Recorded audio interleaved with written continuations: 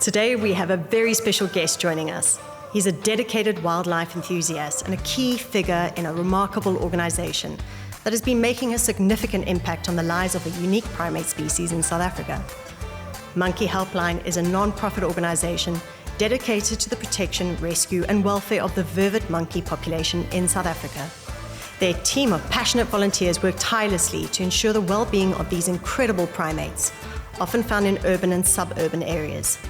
Vervet monkeys are fascinating creatures, but they also face numerous challenges in their coexistence with humans.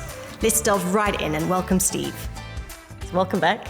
I'm going to chat to Steve a little bit about interactions with monkeys and how to avoid getting bitten. Obviously, this is one of the things we particularly want to avoid both with our dogs and ourselves. So you come across a monkey, whether it's been hit by a car or it's not behaving in a normal way and potentially you're concerned that it's injured or sick. How do we deal with that situation? Well, firstly, when we do talks and educational presentations about monkeys, we say to people, if you want to avoid being bitten by a monkey, then there's a few things you should do. And the foremost simple, basic things really are don't tease or copy monkeys because they don't understand your body language and they feel threatened. Don't feed them by hand or throw food to them. Don't run away from monkeys because they naturally chase something that runs away from them if they're having a confrontation, and you could get a little nip on the back of your leg or whatever, or just be chased and then be terrified and tell people you were chased by monkeys, or in fact you incited that by running away. And then fourthly is don't ever try and touch a monkey. So that fourth point really is the one where people are most at risk of being bitten, is they see a little baby monkey and they want to touch it. Even if it's on its own, they want to pick it up. They see an injured monkey they want to pick up. They see a monkey run over on the road and they want to just pick it up. So be aware that a monkey can inflict a horrendous injury, really bad injuries that require hospitalization if you get bitten. But that's only going to happen if you aggravate the situation by trying to actually grab hold of a monkey, whether you want to help it or catch it for nefarious purposes or whatever, that monkey's going to bite back. Also, people are concerned that if monkeys are around, they're going to be attacked. So if you know how to behave around monkeys, you won't be attacked. There's certain things you don't do. If you're having a child's party or a gathering of your neighbors' kids playing with your child at your house or in a park, or don't have children running around screaming when the monkeys are there. Rather take them aside and let them go through an educational experience. Just watch the monkeys, enjoy the presence of the monkeys until the monkeys move on. So it's just very basic, simple, common sense things that you would think about. You know, you teach your child from young, don't pick up a snake. Don't try and touch a dog. Don't approach a dog and closely make noises that might frighten the dog or make the dog feel aggressive towards you. So it's common sense with monkeys, and we've got a lot of information on our social media, on our website, that people can go and read and know a lot more about monkeys than most other people on the planet once they've done that. So it's just important to understand that common sense should prevail. But with children, you as an adult should take that responsibility and ensure that you don't create a situation. So don't have a child's party with cakes out on the tables in the garden if the monkeys are there. And it might be an inconvenience, but it's just the way it is. If you put out your child's birthday party spread on a table in the garden and suddenly the weather changes and it starts raining, you pack it all up and take it inside. So do the same thing if the monkeys come along there and they're going to be there. Just pack it up, take it inside, and once they've left, they usually carry on. They usually won't come back again. Put it out again and let the party continue. And so it's not that inconvenient to do it. And it really is showing a respect for them and ensuring that you don't have a negative interaction, which will just make it more difficult for children particularly to be more relaxed about monkeys in the future. Welcome back to Just for Pets. You're with Dr. Cara. Hi, Doc. It's Jackson the Jack Rossi here, and boy am I itchy. Are you on a hypoallergenic diet? Hyper what now? Changing to a special diet will really help. And Just for Pets have a massive range. And flea and tick medication, special shampoo. Ooh, how quick can you get some? Order today and we'll deliver pronto. I feel better already. Justforpets.co.za. Vet approved, pet adored. Get it all to your door. Let's get back to our conversation on the Paws Effect podcast.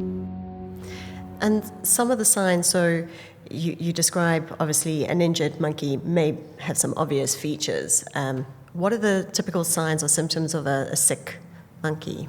Well, are the fact that it's not acting like a buoyant, energetic, healthy monkey, that it's a monkey that's on its own when it shouldn't be. So in other words, any monkey other than an adult male monkey should not be on its own, isolated from other monkeys.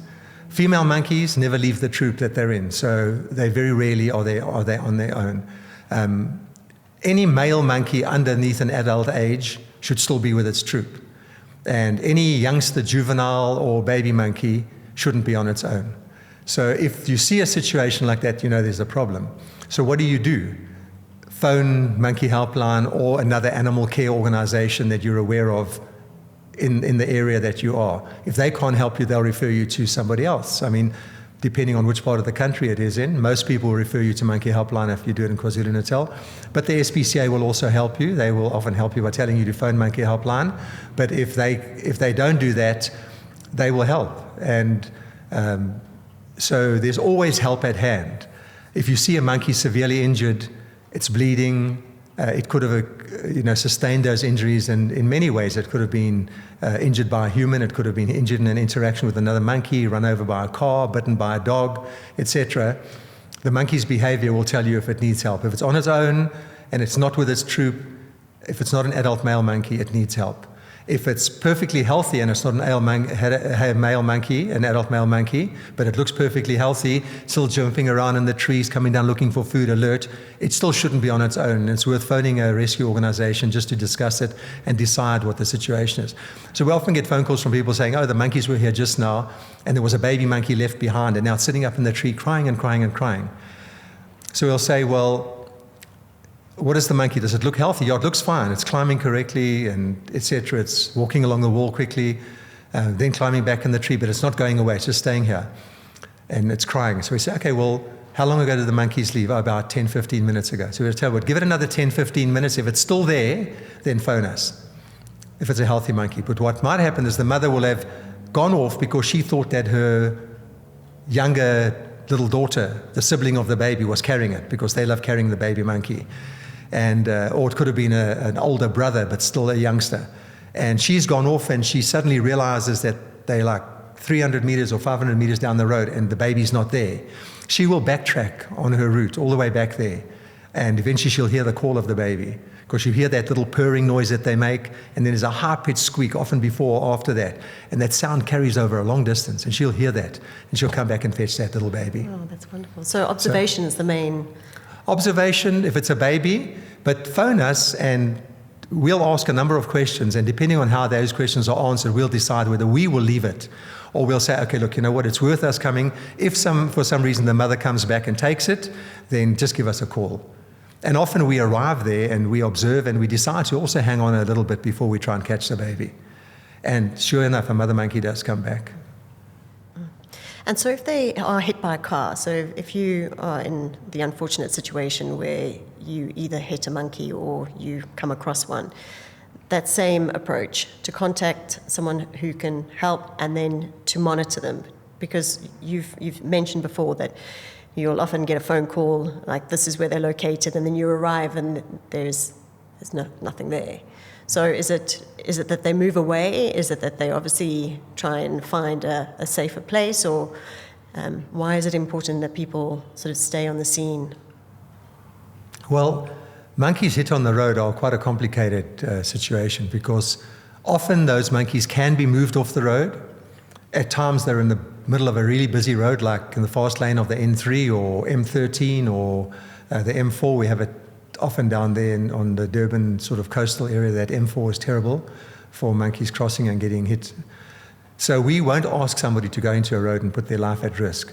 Also, we don't want somebody going in there, picking up a monkey and getting bitten. So depending on the situation, we'll give guidance, but we won't ever ask somebody to do something that we think would put their life at risk.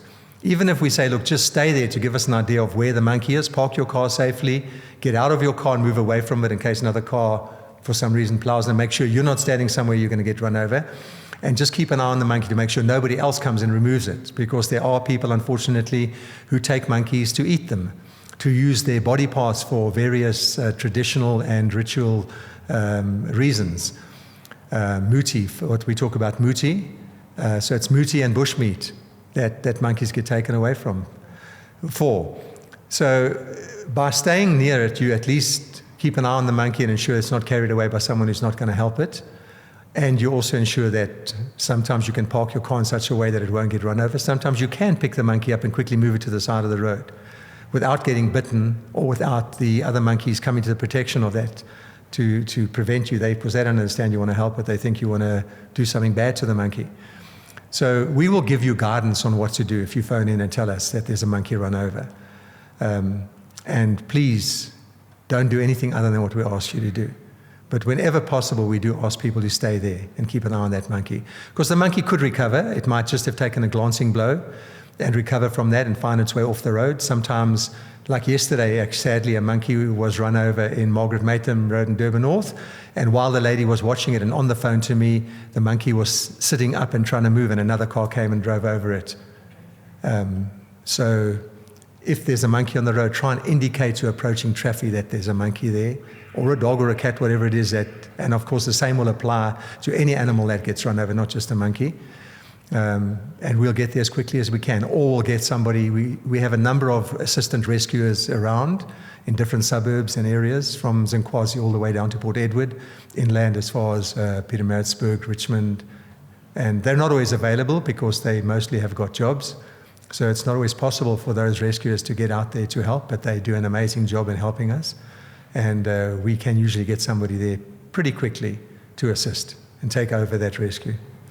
And if you are bitten by a monkey, and the unfortunate event of being bitten because of whatever reason, we won't make any judgments, what do you need to do? Well, you can be 100% sure that if a monkey bites you, you are going to probably get an infection in that injury, just like you would if a human bit you or a dog or anything else, because of the bacteria that are carried in the mouths, particularly of predatory animals. But as monkeys aren't predators, they still have a lot of bacteria in their mouth. So the best thing is to clean it with an antiseptic, Dettol or Savlon or any one of the other available commonly used antiseptic solutions. But it's not a bad idea to go to your doctor and ask him to give you an antibiotic, because you can get an infection and that can take days and weeks to heal and be very painful. I've been bitten a number of times in my life, mostly just minor little bites while you're trying to move a monkey from a net into a box or something like that. I've never been attacked by a monkey, although they try to, but I've taken a number of bites from one or two dogs and from cats and from a crowned eagle from its talons in my arm. And every one of those that I didn't go onto an antibiotic became quite infected. And I recovered from quite well, but most people don't even want to go through that discomfort. So seek medical attention. So seek medical attention, but don't overreact. You don't have to go off and have a course of rabies injections and things like that. That's entirely up to you, entirely up to your doctor, whether he wants to advise you or not with that. But just so you do know that there has never, ever been a recorded case of a monkey in South Africa with rabies. And a monkey biting you because it's injured, because it's confined in some way and you're trying to do something to it, is not a rabid animal attacking you. So use your own discretion there, but just know from us that if my own child was bitten by a monkey, I wouldn't go for a rabies vaccination with them. And I certainly haven't had, although Carol and I are vaccinated because we deal with so many different animals. Different species. Yeah. And now, a word from our amazing sponsors who make the Paws Effect podcast possible. To make a promise implies trust. To make a pledge creates expectation. And to make a commitment initiates responsibility. For more than 25 years, we have made it our mission to take the ifs, buts, and maybes out of premium pet food. That's why our experts put the best science behind our food, so your pet's health is put first. That's why, when you seek value, we strive to give you more, like protecting your pets with our free accident benefits. And when you need great tasting food, our fresh meat taste delivers. You see, what sets us apart is not one thing, it's all these things combined. because we understand that when it comes to your pet's health, you don't want doubt and uncertainty. You want absolutes, the absolute best given your means, like premium veterinary quality food of real value that doesn't cost an arm and a paw. So rest assured that any claim we make, we stand by. It's our commitment to your pets and our promise to you. In fact, we're so confident in what we stand for that we have made the ultimate promise to you. It's called the Ultra Pet Promise, 100% money back guarantee, a no ifs, no buts, and no maybes kind of promise. We call it our satisfaction guarantee. Let's get back to our conversation on the Paws Effect podcast. So, talk a little bit about the work that you and Carol are doing in terms of the monkeys that end up in your care and the rehabilitation work that you do with them. What are the more common cases? The young ones or the injured, or sick? Well, across the spectrum, really, from at this point in time, there are very few, 1 or 2 real new babies born. It's out of season. But the little 8-month-olds, 9-month-olds, 1.5-year-olds, up the ages through to adults. Every day we have between 3 and 10 rescues that we do. And of those, probably 75 to 80% end up dead, either dead before we arrive at the rescue scene, or they die en route to the vet, or they die at the vet, or they're euthanized, or they die shortly after treatment, and we've taken them home to look after them because the injuries are so that it's a touch and go whether they'll survive or not. Very few veterinary practices have facilities to actually keep wild animals, particularly monkeys, because they're very difficult to control when you're trying to clean and feed holding cage and feed them in their holding cages. So usually, even if vets take in monkeys and give them holding treatment, in other words, they'll treat them for pain, sometimes give them fluids to rehydrate them, etc., anti-inflammatories. We will still go and fetch that monkey as soon as we can from that vet. And we've got a number of veterinary practices who are incredibly good at helping us, and we're very grateful for that, because sometimes the monkey will be run over in an area that we won't be getting to for another few hours, and yet they will keep the monkeys for us until we come and collect them, and sometimes even overnight, for a day or two even. So we certainly are helped out there, plus, as I said, with our volunteer rescuers. But basically, Carol and I will go and fetch that monkey from the vet, or go and pick it up ourselves, take it to a vet for treatment, and then take the monkey home with us and take care of it in what we call our high care area until that monkey is capable of not having to or recover sufficiently. It doesn't need any medical intervention on a daily basis like anti-inflammatories or painkillers or rehydration, or even manual feeding because it's totally concussed or not able to actually feed itself at night, have lost sight because of something. Lots of monkeys end up losing their sight after being shot with an air gun into their head. Virtually all monkeys who get shot into the brain we euthanize. We don't want to keep monkeys that are impaired. We euthanize all monkeys who are paralyzed if we are convinced that that's a permanent condition. Because Carol always says to people, because sadly, when we write about these monkeys on our social media, we get a lot of calls from people, a lot of messages saying, oh, please don't do that. I will look after a monkey. I'll take care of it. And Carol always says, there are no wheelchairs for monkeys. It just doesn't work that way. You can't do that. A monkey that cannot run around and climb is not a monkey. It's integral to who they are and how they live. So unfortunately, we end up euthanizing a lot of really healthy-looking animals. But that's the way it has to be. That's the kindest thing to do. And if you look at the suffering animals endure and how gentle really that euthanasia is, it's a painless, caring action to take. It's not the worst thing that can happen to an animal. But it is just sad to see a life like that lost. And often that is because of deliberate actions by humans or neglect or whatever. And that makes it a really sad situation that you've got to deal with. But other than that, when you're helping an animal that has been injured because of an accidental interaction with a car or with a dog, because dog bites aren't deliberate. There are cases where people sick their dogs on monkeys all the time, and then they're the first people to complain when their dog gets bitten by a monkey. But we will take the monkeys, we care for them, and once they are able to go out of their high care situation, we put them into recovery cages at our center. which can consist of cages which are just 1 meter square by 1.8 meters high. And that just gives the monkey just has to stay there for a week or 2 weeks to just get back a bit of its hand-eye-foot coordination, just stretch its muscles out a little bit more, because they sit, if they're not sitting in a cage, they do feel it's like you suddenly sprinting to go and do something when you're not actually fit, and then you start getting all stiff that evening and think, I just ran up the hill and look what I feel like. So we don't want a monkey struggling, but they're incredible animals and they stay fit incredibly long, even in small confined areas. But we just want to be sure that they've got everything functioning correctly before we go and release them. And do they get very stressed in that kind of environment away from their troop? Monkeys are so intelligent that they learn very quickly that they're not going to come to any harm. Carol will be able to reach into a double parrot cage within 1 day of putting a completely wild, free-ranging male vervet monkey in there. She can reach in and clean that cage and offer it something to eat, and it's sit there eating while she's cleaning the cage out. I don't do that because my interaction with monkeys is always violence.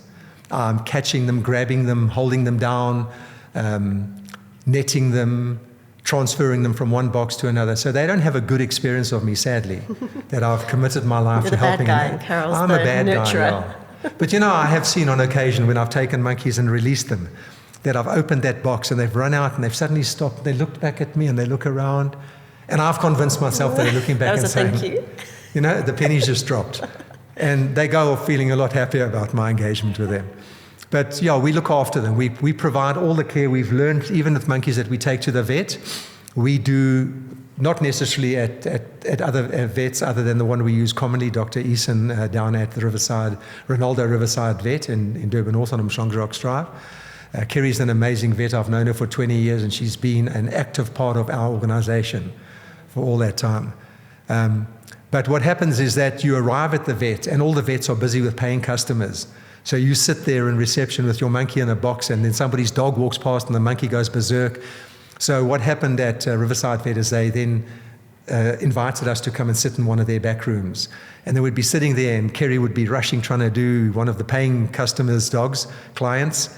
And then she'd have like 5 minutes in between two appointments.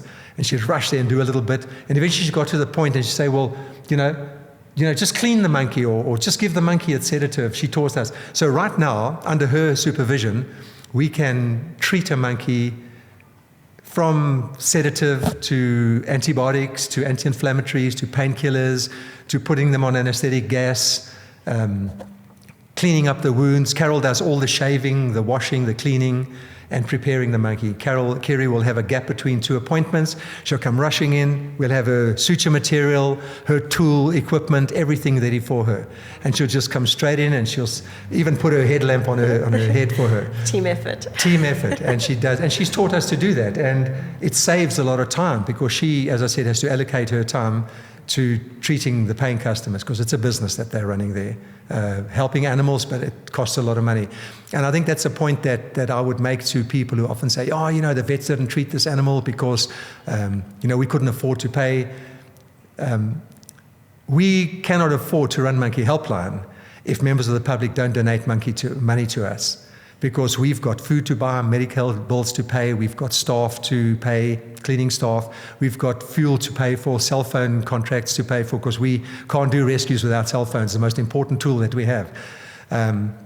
Maintenance on vehicles, fuel, all those things. So how can cost people money. donate? People can donate to us by going to our website and just click on the donate button, and it'll take you to a page where all the different options that you have, from EFTs through Zapper, through debit order, it's all there.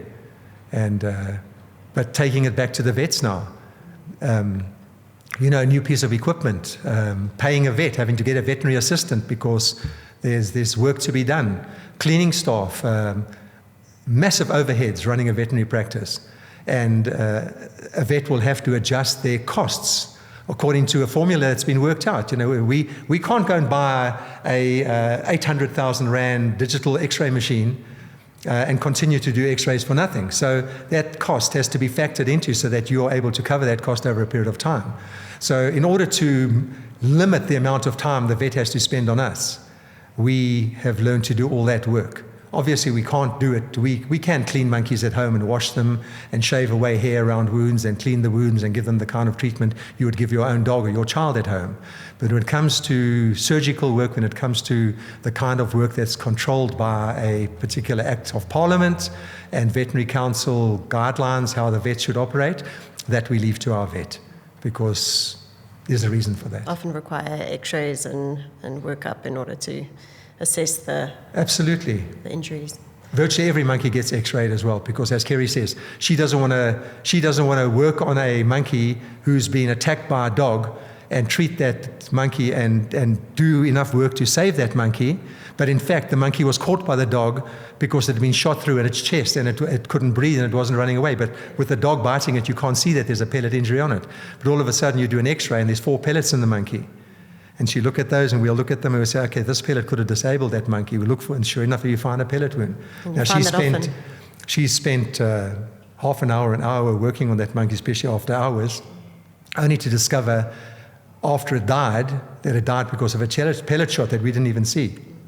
That's so sad. And how many do you release? And are you able to release them into a different area, or do you try and reunite them with their troop? How does the release process work in terms of post-recovery? Yeah. Male monkeys, we try and release them back into the area where we got them from, but sometimes they have to be with you for 6 or 7 or 8 months, depending on the injury that they sustained. And then we will either, if we feel we can't take them back to the area because things have changed so much there with new male monkeys coming in and they'll just be chased away or badly attacked again, we will release them in a suitable area where we feel that they would be able to sort of fit in and monitor the situation that they're in and be able to respond accordingly to the presence of the monkeys there. Because they'll see them at a distance, they'll hear them, they know they're there. And they can then in their own time and in their own way decide if they want to approach those monkeys, if they want to stay in that area but just sort of on the periphery, or if they want to move off completely. So male monkeys are easier to reintroduce back into freedom again. Female monkeys, of course, they've got to go back to the troop that you got them from. So depending on what the cause of their injuries are that brought them into your care in the first place, you decide whether you can release them. If they've been attacked viciously within that troop and badly mutilated, you can't put them back there again, because that could have happened in a hierarchy change amongst the females. There's a lot of very complicated social dynamics in monkey troops. And if we feel that putting the monkey back in that troop is putting it at risk again, we won't put it back again. Younger monkeys that we're not sure that the mother is there, we can't put back again. So those monkeys will go into our potentially rehabilitation program or into our sanctuary situation. But we do release a lot of monkeys back. If you think about it, when we moved on to Camperdown, we had 245 monkeys, and that was 7 years ago. And we now have just on 245 monkeys, we now have just on 300 monkeys. So over a period of 7 years, the total number of monkeys that we've got has only increased by 45, 50 monkeys. And their general lifespan? Well, in the wild, we've estimated that they would live for, firstly, the large majority of monkeys die before they actually reach adulthood. We wake up every morning. I got woken up this morning by a phone call for a monkey run over in Morrievale Road in Kloof, and while I was still preparing to leave, they phoned back to say the monkey had just died. Every single day, a monkey that's either run over by a car while people are out on the roads on their way to work, because sadly it's the time monkeys are up early and they're about and they're moving into their territory and foraging and having to cross multitude of roads that bisect the territory that they live in. Hundreds of times a day, monkeys cross a road probably as they move around their territory. And certain times of the day, there are more cars than others. I always like to think that emergency rescue is on its way to a monkey in need. But you need not. one of those on your... We need one of those. But there are situations where we can release monkeys back again, and there are many that we can't release back. So for the ones we can't release back, we try and put them into troops and recreate a natural troop in terms of size, genders, ages, etc., so that they can establish. That takes up to 2 years for a group of unrelated monkeys. Because you must remember, in a natural troop, occurring troop, every female in that troop is genetically related over time by different males. So you've got little clans of female sisters, direct sisters, who stand together, and you have the alpha group better down till you've got the lowest ranking monkeys. And they get bullied by everybody. They're the ones who are last able to eat. They're the ones who are furthest behind when the troop is moving. A troop of monkeys moving through its territory can be spread out over 200 meters. You can find that the lead monkeys are already leaving from where you're feeding them, say if you're feeding them in your garden, and then the ones coming along behind arrive. Often people say, oh, there's different troops. This small troop only arrives once the bigger troop has gone. But that's not the case. You only have one troop of monkeys living in a territory. So releasing them is not that easy, but we can do it. And monkeys that can't be released, we give them lifetime sanctuary care. So how long can they live? In a sanctuary, a young monkey can live to the age, if it's a male or female, can live up to the age of 25, 28, 30 years. A gentleman living down in Shongweni Valley picked up a brand new baby monkey, and she died in her 30th year. Another guy I know had 2 monkeys he also got as babies a few days apart. One died at the age of 27, one died when it was 29 years old. Another lady had one who died at the age of 25. So that shows you that they can live that long in captivity because they don't have to deal with the daily hazards of looking for food, of looking after their own safety, etc. In the wild, if a male monkey lives beyond 10 or 12 years, I think that's a lot. We very rarely see really old male monkeys. And an interesting thing is that female monkeys we know of female monkeys that have lived up to around about between sort of 18 and 22 years. And how do we know that? Because we have people who've said, oh, that female monkey, when she was born, she actually had her ear bitten by another monkey, and she had a notch in her ear that in the 22 years that we lived here, that monkey has been here. And she died 20 years after we first saw her. We have a female monkey, Ugly, who died about a year ago now. We haven't seen her since then. And when we met her, I met Ugly 18 years ago. She had, and that's about 2 years back now, so say that's 20 years ago, I met Ugly, and she had a little baby on a little sort of 6-month-old, and she had about an 18-month-old baby on her. And I don't know if she had any older kids then. But just based on those children that she had, she would have been about 22 years old now. And so she died 2 years ago. She was about 20, 21 when she died. So we can estimate that. And the reason for that is that female monkeys don't have to face the same hazards males do. They don't fight the vicious fights for position in a troop. They don't have to travel on their own through uncharted territory. And avoid dogs. They don't have the benefit of the troop awareness of danger around them. So males probably about 12, 15 years max, I would say, when we see really old ones. But another interesting thing we've seen is we weigh all the monkeys that we get, especially the males, and going back maybe between 5 and 10 years, or maybe further back. We were rescuing monkeys frequently that weighed around about 7.3 to 7.8 kilos. In all the years I've rescued monkeys, I've only ever rescued 5 monkeys that weighed 8 kilograms and over. The bigger weighed 8.5, and the lightest weighed 8, and the other 3 in between that. But we hardly ever see an 8-kilogram monkey now. In fact, I haven't seen one we hadn't seen one for a couple of years, and then we rescued one that weighed 8.5 kilos about 8 months ago. 7-kilogram monkeys, once in a blue moon, we'll get a monkey that's actually grown into the 7-kilogram range. Now, the majority of male monkeys are weighing between 5.8 and about 6.3, 6.5 kilos. Even a 6.8 or 6.9 monkey is quite rare now, which indicates that the monkeys are dying before they can live to be old enough to develop that heavy bone density, that bigger weight that big monkeys put on from a lot of exercise, growth in their bones, and just more muscle, bigger muscle. So undoubtedly the population of monkeys is seriously in trouble. Oh, that's sad. And any parting words for people who say they don't like them? Well, I think for people that say they don't like monkeys, I think they should try and just put aside their prejudice, their intolerance, the indifference that they feel towards monkeys, and look at them for who they are.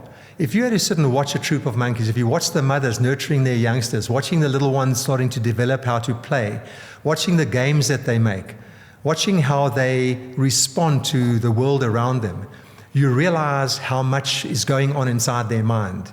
you realize how much like humans they really are. And we're not saying you should respect humans or human-like animals more than others, but realize that they are not things. They are not a pest. They are not a being that should be eradicated because they don't fit in with your lifestyle. They've got every right to be there, and in fact, you should be privileged. You are privileged to have them living in the same space that you are. And in fact, it's really easy to learn how to live with monkeys. It might cost you a little bit of expense in installing certain deterrents around your home, but you do that anyway to keep burglars out. And they're far nicer than the burglars who would break into your house anyway. And they're not doing it for any malicious reason. They're not doing it with any intention of violence. Monkeys don't steal. They don't come into your home to deprive you of something without your permission because they want to do that. They're coming into your house because they're looking for something they desperately need, and that is food. And they've learned that human homes are a source of food, and that they are places to forage just as your garden, as the neighboring bush or local park is. And when they come into your house, they forage for food there. They've learned that you can find food in cupboards, in packets, in jars, and things like that. They are very, very intelligent, and they're able to contemplate the consequences of their actions. So they know that if they come into your house and they forage for food, you're going to chase them. They don't relate the fact that it's because they've got the food. It's just that you are so aggressive and territorial of where you live that you don't want them there. So they'll come and grab the food and run before you can chase them. Not because they are thieving and they're running away because they're guilty. They're running away to escape your ire. And that's really what it's about. So understand who they are, why they're there, why they do the things that they do, and what you can do to avoid having a negative interaction with monkeys. And if you do that by just accessing the information that's available on the various digital resources that everybody has access to now, you'll find that you might add some really positive experience to your life. It's been incredible. You've really taught me so much today, and I hope that our discussion does the same for our listeners. And thank you so much for taking the time, Steve. The work that you're doing is inspiring, and I hope that I get to work with you going forward in terms of assisting with some cases. We like to be able to contribute where we can, and thank you for educating us. Well, it's a pleasure, and we're very grateful for the help that we do get from you whenever we call on you. As you know, we often have people dropping monkeys with you while we're busy with other things, so thank you for that. And thanks for the opportunity to have this chat with you, and it's much appreciated and very enjoyable. Thank you. Thanks again. We have an exciting announcement to make. We are looking for guest speakers who are passionate about the pet industry and sponsors to support future episodes. Are you an expert in pet training, nutrition, or behavior? Maybe you're a veterinarian with insights to share, a pet store owner with unique experiences, or a pet product inventor. We want to hear from you. The Paws Effect podcast is a platform for industry professionals like you to showcase your knowledge, experiences, and stories. As a guest speaker on our podcast, you'll have the opportunity to share valuable information, engage with our audience, and have your voice heard in the pet community. Whether you want to discuss training techniques, emerging pet care trends, or the importance of mental stimulation for pets, we want to feature you and your expertise.